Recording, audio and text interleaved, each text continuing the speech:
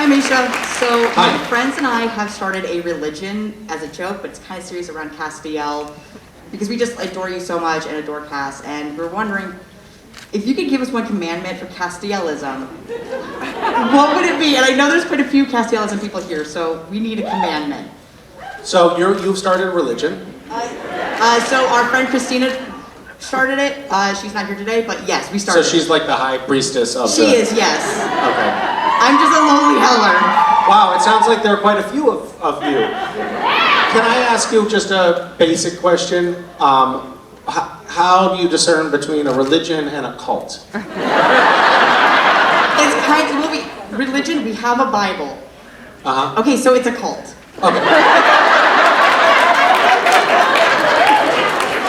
And have you done any of the like sort of classic cult stuff, like you're gonna ask everybody to renounce their relationships with their close friends and family and that sort of thing?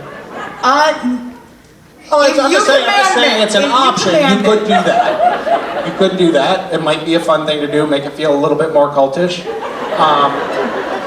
Maybe everybody could give up all of their possessions, you know? And then, I'm not saying like that it has to go to me, but that could be cool. Like that could be a cool like little tie-in, like because I was the actor that played Castiel, and it's like a Castiel cult, and everybody renounces all of their worldly possessions and like literally transfers all the funds in their bank accounts to my bank account. And it would feel more authentic, I think, for everybody, right? So that I guess that's it. Let's do that. Cool.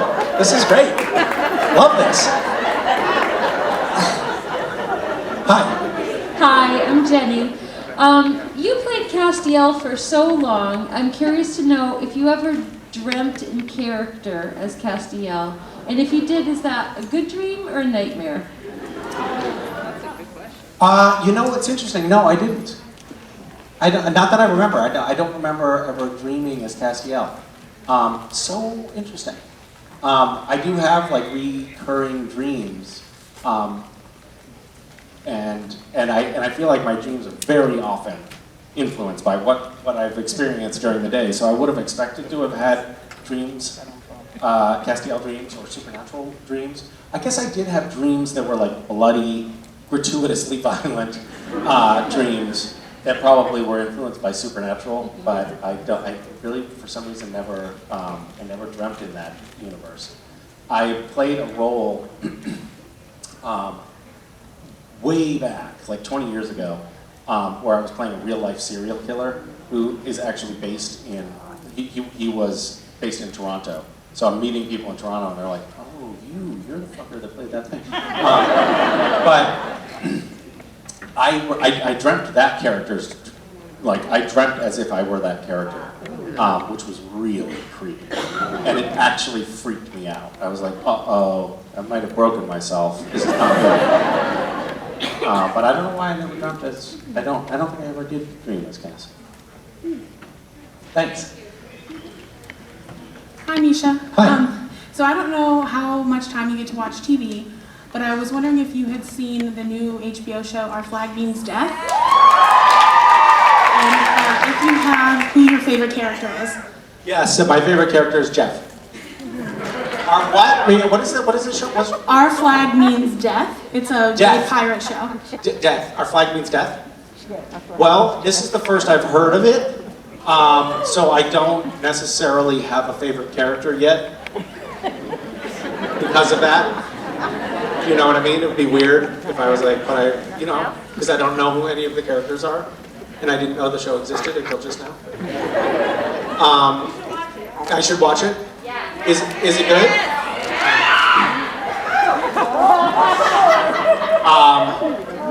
I don't watch a ton of television, but I have been watching a few shows recently. I've been watching The Marvelous Mrs. Maisel for some reason. And I just started, I know I'm way behind on this, but I just started Succession. And I watched some of Gotham in sort of boning up for my show, just to see what else was out there. And then for some reason, my son watches television like he is a binge watcher. And I don't even know how he's finding the time, because I thought I was restricting his screen time. But he'll be like, I just finished all of the seasons of The Flash. And I was like, wait, where, how? How did you do that? But he likes things like Arrested Development, and Curb Your Enthusiasm, and 30 Rock, and very adult shows that an 11-year-old should not be watching. I was like, giving up. I had a birds and bees conversation. I was like, it's time we talk about sex, kids. And West was like, no, Dad, we are not having this conversation. And we were on a hike in the woods, and I was like, okay, so the way it works is when a man and a woman, and he was like, oh, I'm not listening, putting his fingers in his ears, but every time he'd take his fingers out of his ears, I'd be like, and then there's an erection.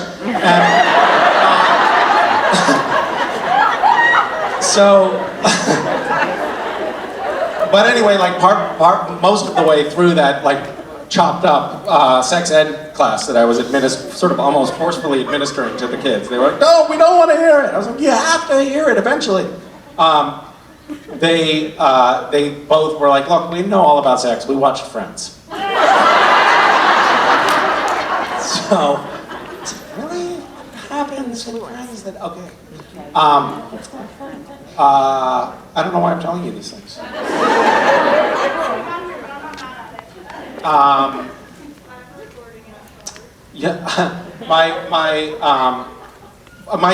know where I was going.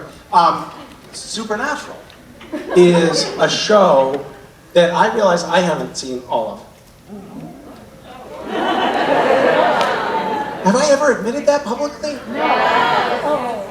I have, okay.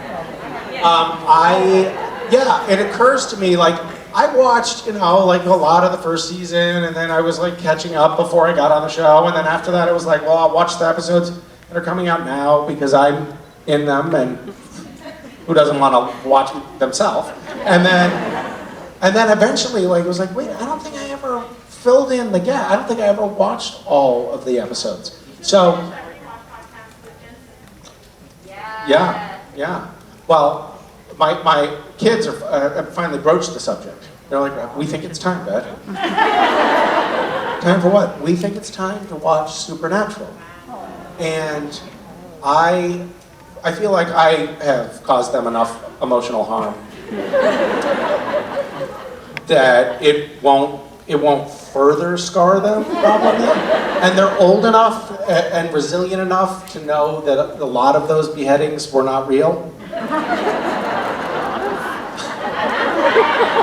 I'm not going to tell you which ones where we actually beheaded local higher caste, but there were a few.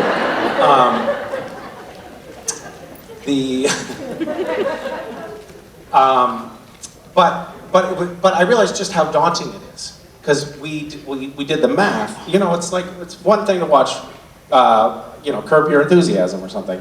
Because they're like 22 episodes, 22 minutes long or 23 minutes long, and there's only a handful of 10 seasons, something like that. Supernatural, if you watch, I don't know if you realize this, but if you watch all 390 episodes or whatever we did, 327. Whatever! It will take up it will take a year. Like if you watch an episode. I watched it in a month. But you watched it in a month. You watched it in a month? What the fuck is wrong with you?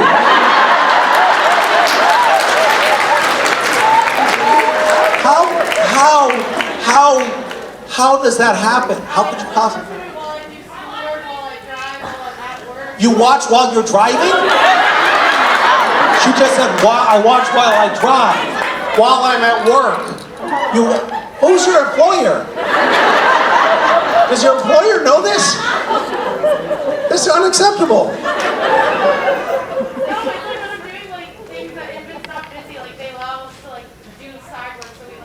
They allow you to do side work? It's not work. I'm just saying. Maybe. That's amazing. That's horrifying. Yeah. Anyway, thanks. It's been a nice talk. Hi.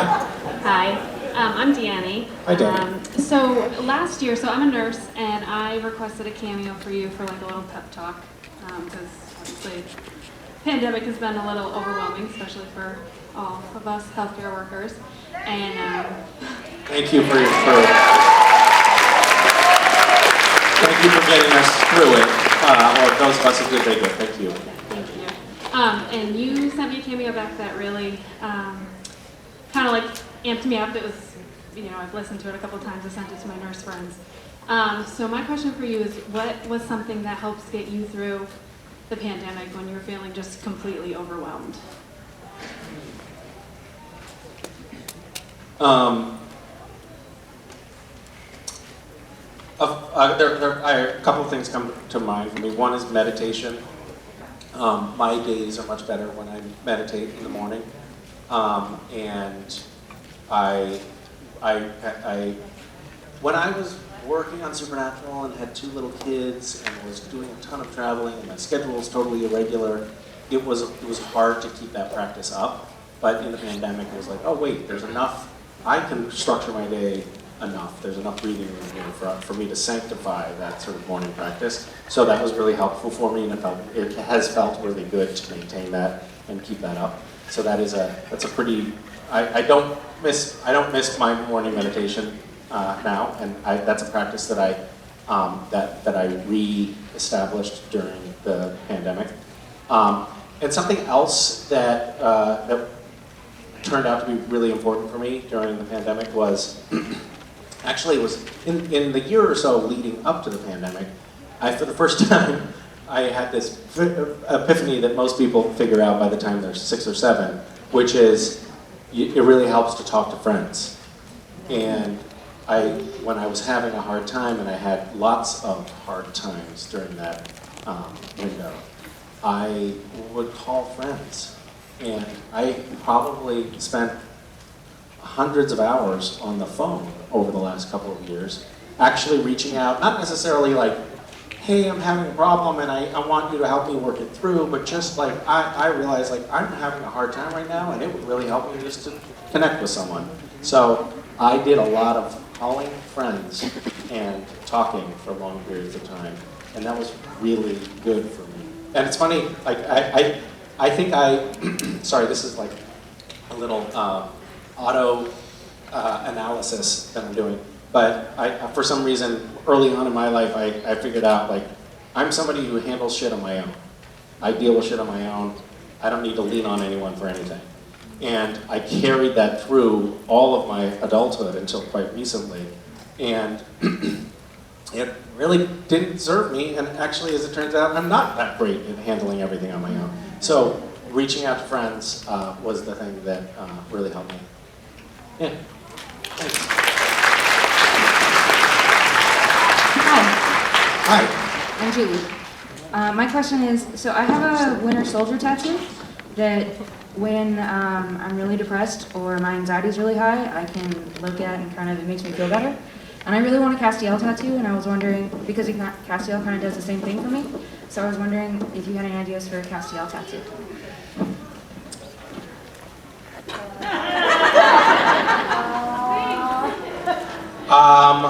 Well, that's a lot of pressure.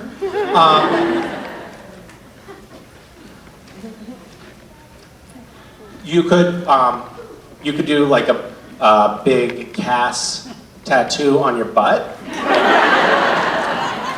and then you could be able to tell people, I put the ass in Cass.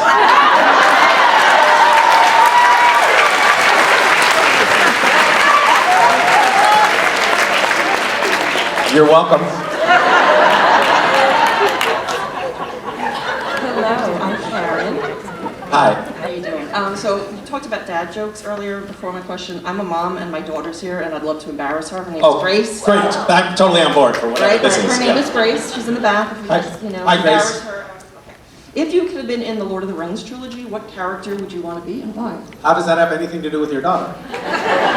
Oh, I thought we were about to get into a whole thing. You were just saying hi to your daughter, but you weren't then going to embarrass her by telling a bedwetting story or something. Oh. That's disappointing. I would like to have been, I don't even know. Hobbit, elf, wizard. I would like to be a singer. I guess a hobbit. The hobbits looked like they had a good life in the Shire, didn't they? Yeah. I might, the casting might have been difficult. I'm not terribly diminutive, but whatever. Who cares? I could be a giant hobbit. A hobbit that was dosed with human growth hormone at a young age. A giant hobbit that's ostracized from the other hobbits and can't fit. Oh, that happened to Gandalf, didn't it? Right? He was like in the Shire having a hard time getting around. Oh, whatever. Hi. Hi, Misha. How are you? You look good today. What did you just say? You look good today. Oh, thank you. That's very sweet of you. What was it like being at the Oscars last year? What was it like being at the Oscars? Yeah. It was awesome. My oldest, dearest friend, Darius Martyr, was, he wrote and directed a movie that was nominated for in six different categories, including Best Picture, Best Actor, Best Screenplay, a lot of, kind of heavy-hitting categories, and he won in 2. And it was really lovely.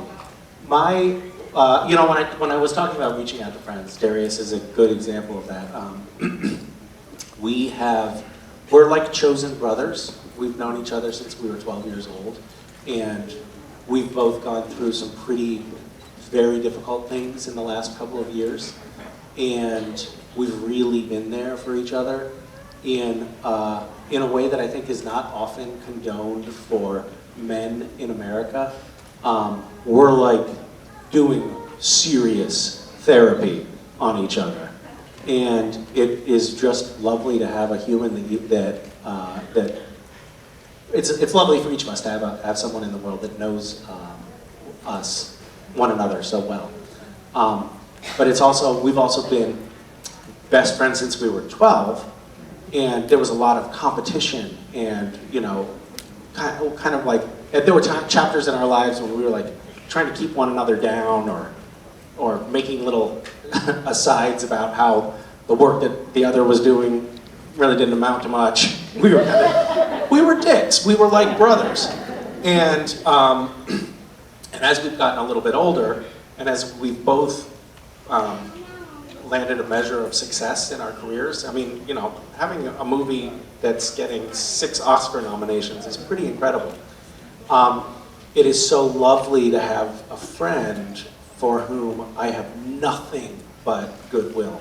Like, his success felt like my success.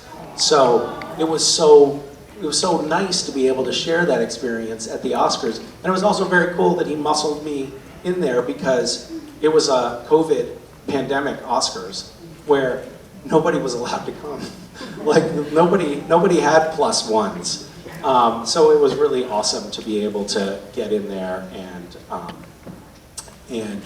then we were seated at a prominent booth, and I sat in such a way that I was like in front of him, so that when the cameras tried to get a shot of Darius, I was obstructing the view.